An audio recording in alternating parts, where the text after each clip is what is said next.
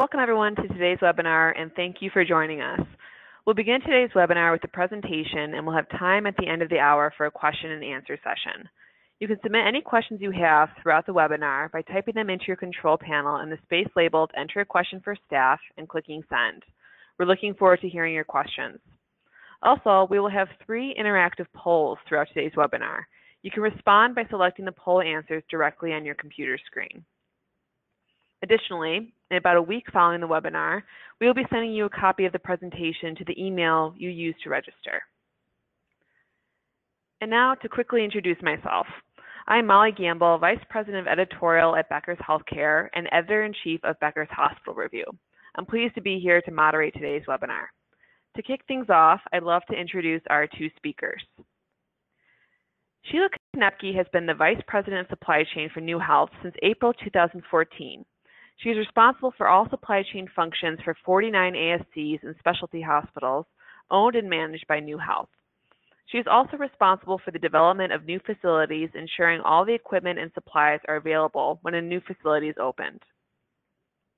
Driving waste out of the supply chain has been a top priority for Sheila. Using lean methodology, she focuses on best practice processes to improve the efficiency of contracting, procuring, and stocking of medical supplies throughout the facilities. Sheila has over 30 years experience in healthcare supply chain, with the majority of her experience in large trauma centers. A native of Montana, Sheila holds a Bachelor's of Arts degree in business from Metro State University in St. Paul, Minnesota. She also holds her Certified Materials and Resource Professional. Next, John Crowley has 20 years of healthcare experience with a variety of healthcare businesses, including psychiatric acute care, psychiatric long-term care, rural health, and surgical hospitals. Mr. Crowley has served in various capacities during his healthcare career, including CEO, CFO, compliance officer, and in-house counsel. Currently, Mr. Crowley is the Vice President of Finance and CFO and Compliance Officer for a joint venture surgical hospital whose primary emphasis is on orthopedics. John's current duties include oversight of accounting, materials management, patient access, revenue cycle, health information management, and clinical documentation, quality, and information technology. He is also the project owner for the Cardinal Inventory Management System implementation that is currently in process. Mr. Crowley's education includes a BBA in accounting, JD, and LLM in taxation, and he's currently completing an LLM in healthcare compliance. He is a member of the Texas Bar Association and the Healthcare Compliance Association. Now, let's cover our objectives for today.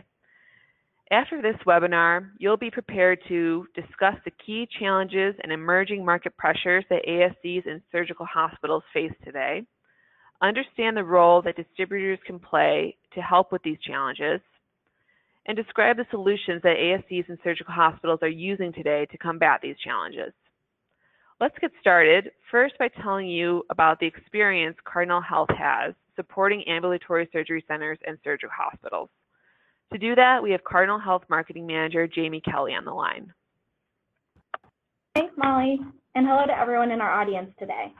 As mentioned, my name is Jamie Kelly, and I'd like to provide a bit of background on Cardinal Health before we jump into the panel discussion.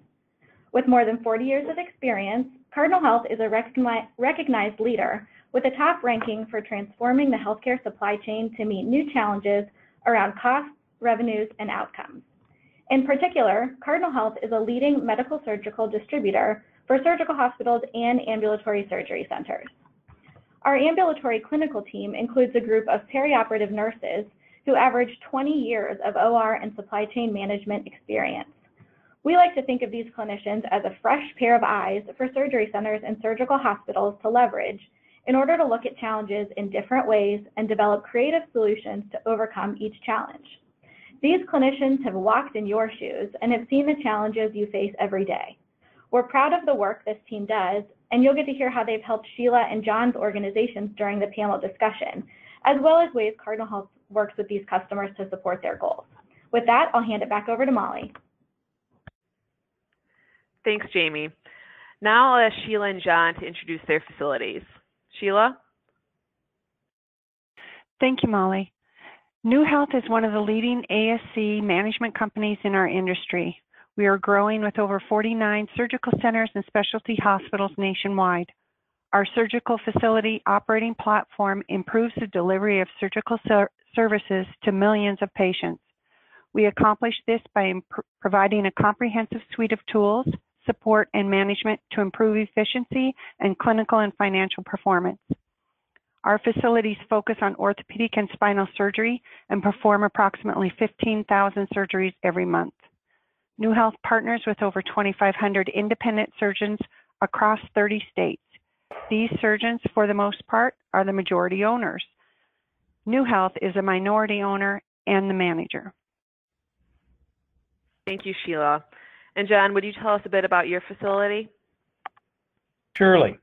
Texas Institute for Surgery is a small, state-of-the-art acute care surgical hospital. We have 9 ORs and 9 inpatient beds and offer a full range of surgical procedures, including orthopedic, spine, ENT, pain management, urology, cosmetics, and ophthalmology, all with ancillary departments, including an ER. We perform 800 to 1,000 surgeries per month, have 60 actively admitting physicians and about 300 on staff.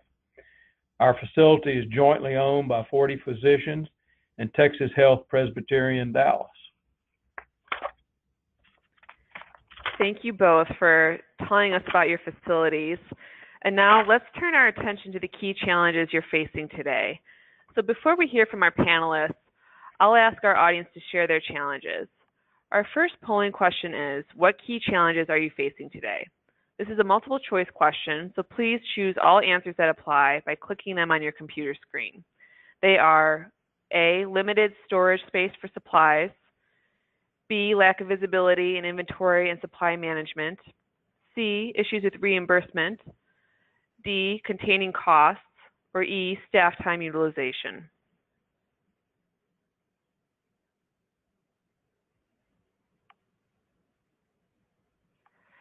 Thank you, audience. So as you can see, facilities are experiencing a multitude of challenges in today's environment.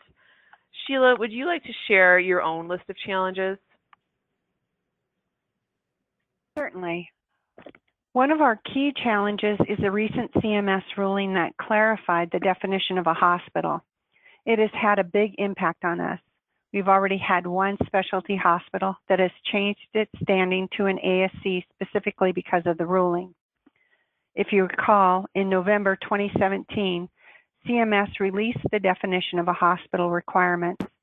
Specifically, they are requiring that a hospital be primarily engaged in providing care to inpatients. CMS then defined an inpatient as being formally admitted, they must occupy a bed, and the care is expected to span at least 2 midnights, and that's where we have a problem. The majority of our patients are in good health with little or no comorbidities. As a result, our average length of stay is less than 2 days during the week, and we frequently do not have any patients on Sundays. The impact of the Chinese tariffs on supply expenses has been another key challenge. We focus heavily on expenses at NeueHealth because our facilities are majority owned by physicians. They are afraid these tariffs will directly impact their bottom lines. That leads us to another and related challenge, cost containment. Beyond the impact of the Chinese tariffs on applicable products, we need to look at every opportunity to save. To do that, we need better spend information and we need to optimize data for each facility. This will help us make more informed purchasing decisions. It's really simple. Better data equals better price negotiations. And like many of you, Excel is our friend. So to obtain better data, we need to standardize our systems, policies, and nomenclature across all facilities, so it's easier to aggregate and negotiate better pricing with our vendors. Thank you, Sheila. And John, would you share your key challenges as well? Sure. Sheila mentioned the recent change in how CMS defines a hospital. They're using the patient's clinical status to determine payment rates, rather than another more appropriate measure such as time spent in the OR, in recovery, and under nursing care. In the future, we may have electronic health record systems that designate a clinical status for care and a different status for payment.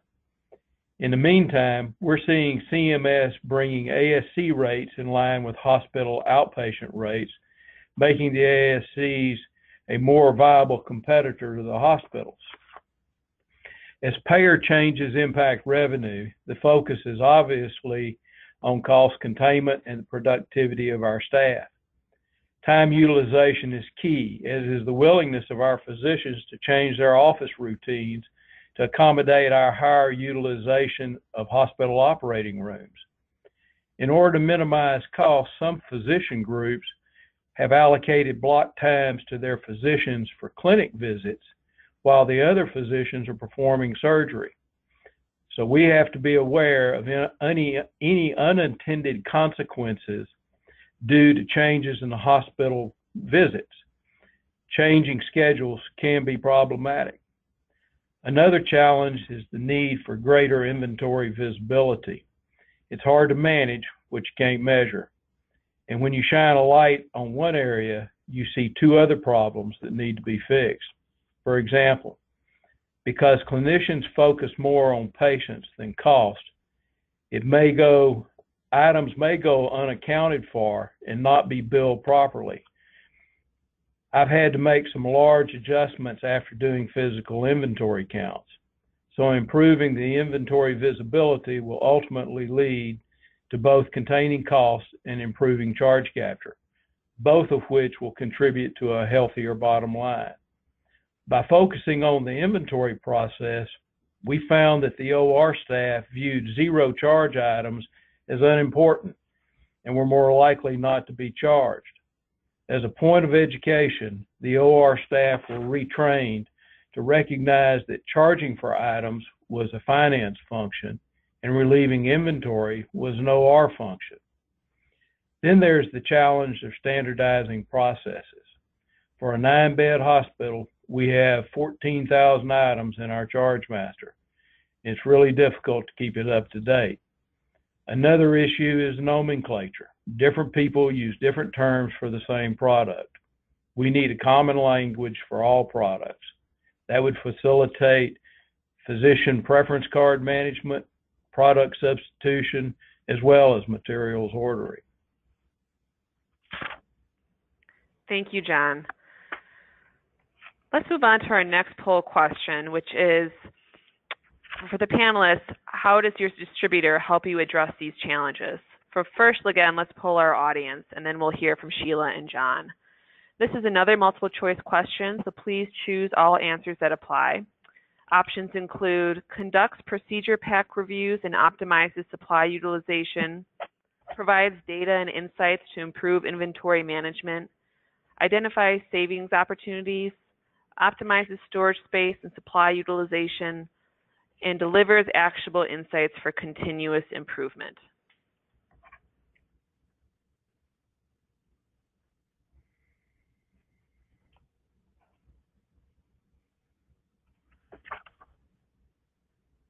Okay, great.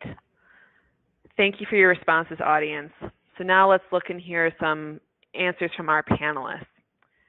Sheila, would you discuss how you work with your distributor to solve the challenges we've been discussing? Yes, we're a lean operation, so we really need our distributor to be a dedicated resource to help us be more efficient and contain costs. And that's what Cardinal Health does for us, and that's important. If you understand the ambulatory surgery center world, you know that materials managers wear a lot of hats. They could also be scrub techs, rad techs, and often the safety officer. At New Health, we have monthly calls with our materials managers. On one of these calls, it was obvious that the materials manager was very distracted. I asked, is this a good time? If everything was all right? Turned out the materials manager was on the roof checking the generator. For the time they have available for managing materials, they now can work more efficiently. For example, we work with our distributor to set inventory levels and align with actual utilization. So our materials managers can order smarter and less often. Cardinal Health not only benefits us financially, but we've also built a strong relationship. We're always innovative and available when there's an issue to solve. At one of our centers, very strict covenants were recently put in place that restricted truck deliveries in the neighborhood. The new restrictions only allow for deliveries between 8 a.m. and 5 p.m., which isn't very convenient. Previous to the new covenant, our delivery was at 6:30. This change not only delayed our delivery, but also impacted our staffing. Cardinal changed the truck routes and helped us work with the township. As a result, we have allowed to have our delivery at 7 a.m., utilizing a less direct route. Bottom line, Cardinal Health is always looking for new ways to save us money and give us more resources to support patient care. I can't say enough about how they've supported us. Thank you, Sheila. And John, how do you work with your distributor? Sheila mentioned that New Health is a lean operation. As a 9-bed hospital, we have a small materials department, so we need daily deliveries. This ensures a level of inventory is on hand. We count on the reliability of those deliveries being daily. I don't want to get a call from a physician because of a missed delivery. That's why it's important to have a great relationship with your distributor, and we do with Cardinal Health, just as Sheila does. But supply chain issues have happened. Fortunately, one phone call to our Cardinal rep took care of it. That's when I realized someone else cares besides me. Given an opportunity, Murphy's Law is going to apply. So it's more important to me how the distributor responds than the fact the problem occurred. We're also fortunate to work with a distributor that provides additional services. For example, Cardinal did surgery pack reviews to help us standardize contents. This has improved our efficiencies, saved us some storage space, and lowered supply cost. Also, your distributor should help you use data to improve inventory management and lower cost. Physicians drive a lot of decisions at our facility, and they're scientists who live on data. If I'm making an emotional plea, I'm not going to get very far. But showing the cost and utilization data makes it a lot easier. We've used cost data when comparing products, such as biologics, to help align our physicians on preferred providers. It works. Thank you, John. Moving on, our final question for the panelists is, what solutions are you using today to combat the challenges we've been discussing? So again, before we ask Sheila and John, let's hear from you, our audience. This is again a multiple choice question, so please choose all answers that apply.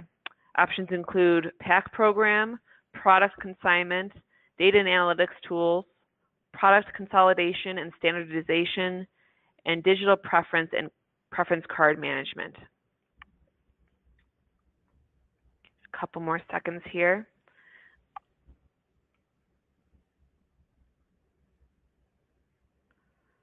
Great. Thank you, audience, for your responses there. Sheila, would you share some of the solutions you use at New Health? Yes. We leverage a number of distributor-driven savings initiatives. One was a rebate program called Go for 4. Each month, Cardinal Health representatives would present us with different savings opportunities for Cardinal Health branded items. There was never any pressure to buy them, but we exceeded our program goals, and we are now in Drive for 5 rebate program, which is bringing even greater benefits to our facilities. Go for 4 was based on a % of Cardinal branded spend compared to national or OEM spend. To receive the 4% rebate, we needed to achieve a certain percentage of Cardinal branded spend. We exceeded that goal very quickly, so the program was redesigned, giving us the opportunity to receive a 5% rebate and also standardizing our items. It would be very difficult to increase our current percentage of Cardinal branded spend even more, so that is why Drive for 5 is based on total spend. We must also keep our DSO, or days sales outstanding, down to net 30 or below. To help me quickly identify those facilities that might be at risk, Cardinal has created and sends me a report monthly, eliminating the frantic phone calls at the end of each contract year. Next, you need to access good information to make intelligent, informed decisions. And that's true whether you're a level 1 trauma center or an ASC that's open 4 days a week. So we collaborate with Cardinal Health to generate reliable data and do the deep dive analytics that improve decision making. 2 examples of the value of data and analytics is improving the accuracy of your preference cards and the charge master, and case costing by individual physician and by each of their procedures. Also, every month we create a data-driven scorecard that is customized specifically for each facility based on its PO spend.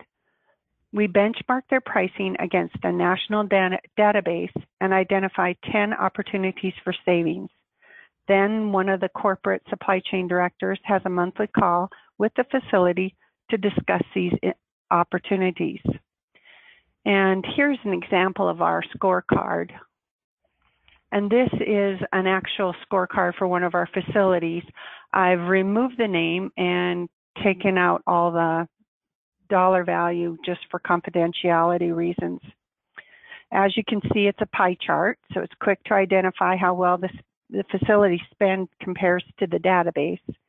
Green identifies those items where the pricing is at the lowest in the database. Yellow is pricing between the low and the median, and red represents those items purchased above the national median. We also have an overall score for the facility, and you'll see that on the right-hand side. Their score is 30, which is actually what our benchmark is and goal for all of our facilities to be at 30 or below. And then you can see an Excel part of that below are the 10 items identified for cost savings. We include the vendor number, manufacturer and manufacturer's number, as well as a normalized description. The last price paid, total spend over the last 12 months for that item, as well as the median price and a potential savings if the price was reduced. And then you'll also see there's a space for comments that we put in there during our call with the materials managers, just so that they can identify where they should be with the pricing and where we're getting our information from. We keep it simple, just to one page, and this information is also now included in the monthly board reports. Thank you, Sheila. And John, would you like to share some of the solutions you use at your facility? Sure. We have access to some data already and are now focused on increasing our data and analytics capabilities by utilizing an RFID tracking system to help improve the inventory visibility. Staff are now more conscious of the inventory and recognize that they're part of a larger process connected to materials management and to finance. It also helps that they know someone else is watching their actions. The tracking system also helps us optimize inventory management. The item utilization reports help us reduce stock and eliminate the out-of-date spoilage. Another invaluable solution for us has been our Surgical Services Committee, which closely evaluates new products for quality and cost savings. The members include physician owners, materials management, OR, and administrative staff. There's a good representation of the subspecialties on the committee, and their participation is a great help for managing vendor relations, particularly in the OR suites. I mentioned this before, but we also focus on creating new efficiency and cost savings by reviewing and standardizing our surgery packs. Thank you, John. At this point, let's call on Jamie Kelly one more time to give us Cardinal Health's perspective on the challenges and solutions we've been discussing. Jamie? Thanks, Molly. While ambulatory surgery centers, especially those that are independent, and large surgical hospitals are different types of facilities altogether, we've heard throughout this presentation that they share some common challenges.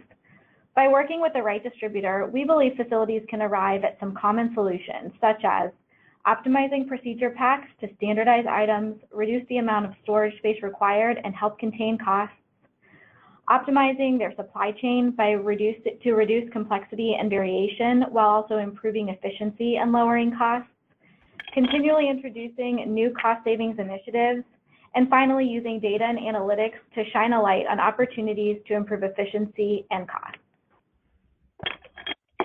Thanks, Jamie.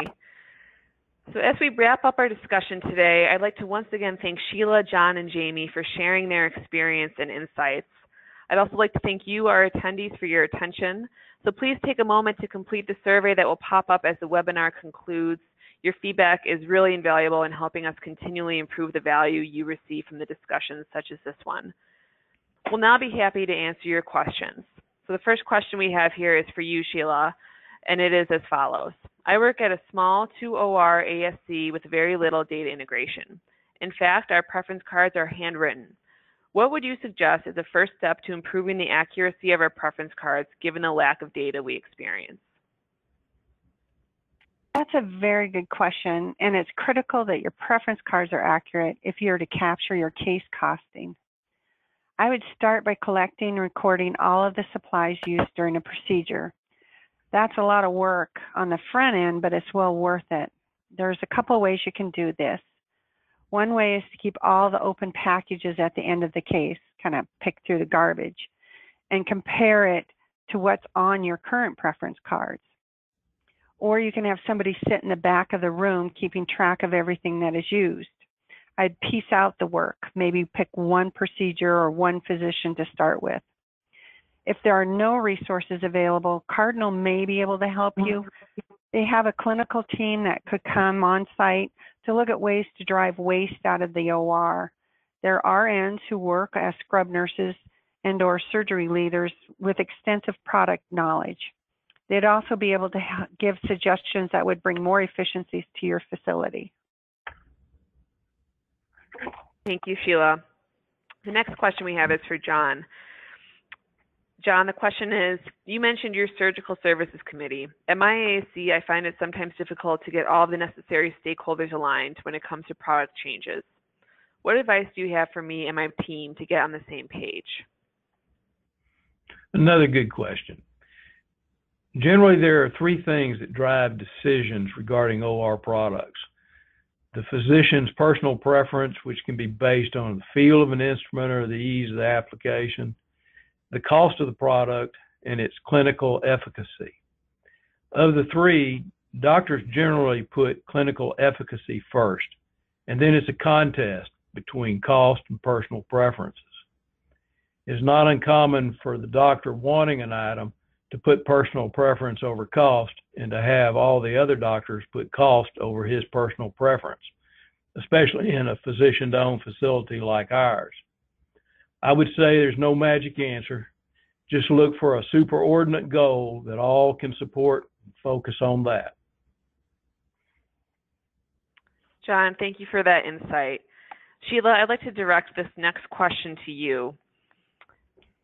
I've never had a deep relationship with my distributor. How would you suggest that I make the first ask of them to get more involved in my business and operations to help me identify cost savings and efficiency opportunities?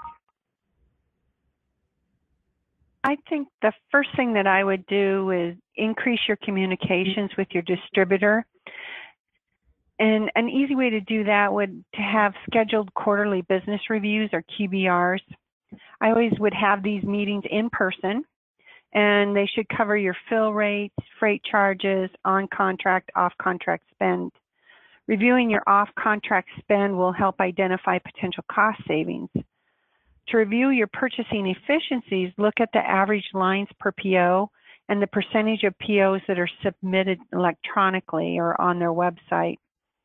Unless we review how many times we create 1- and 2-line orders, we don't realize how often it happens. Having the distributor provide year-over-year trends also helps provide insight to both cost savings opportunities and improving your purchasing efficiencies. During a QBR, I always ask for additional information or homework So that is something that I use when I start the discussion at the next QBR.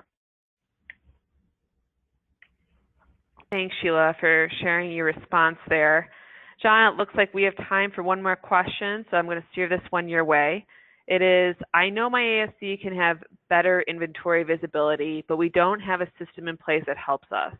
What is a small win I can implement tomorrow that will help my team have more visibility into our inventory?